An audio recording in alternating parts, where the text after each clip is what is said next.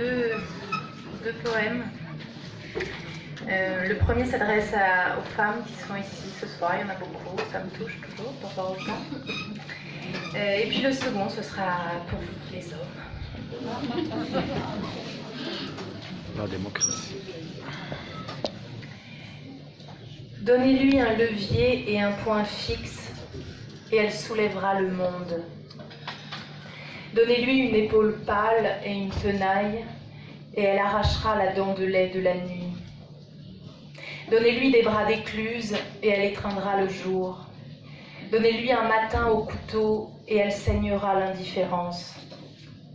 Donnez-lui un arbre à abattre, et elle fendra ses os gelés. Donnez-lui un pur sang et une orange, et elle éclaboussera le soleil de sang.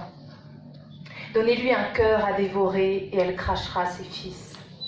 Donnez-lui des mains rageuses, et elle saura le faire cabrer.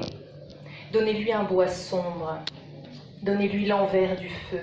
Donnez-lui une langue bègue. Donnez-lui une nuque rousse. Donnez-lui un sein dur et des somnambules à hauts talons.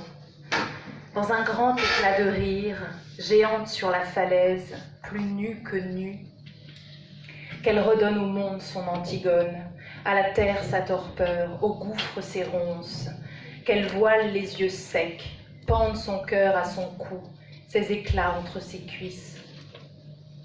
Déchirez nos étoiles jaunes dans un sanglot, fermez de frayeur nos yeux, tombez le rocher des solitudes. La nuit transpirera de jour, les orages sous la terre seront striés de ferveur, les voyageurs en haillons devenus loups blancs.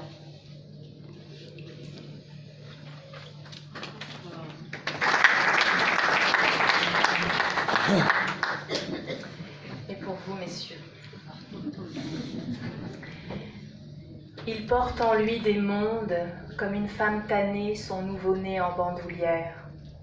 Au creux des reins, deux terres, deux enfances qui s'agrippent dans un bouche à bouche éperdu. Deux terres pour apprendre à se dresser.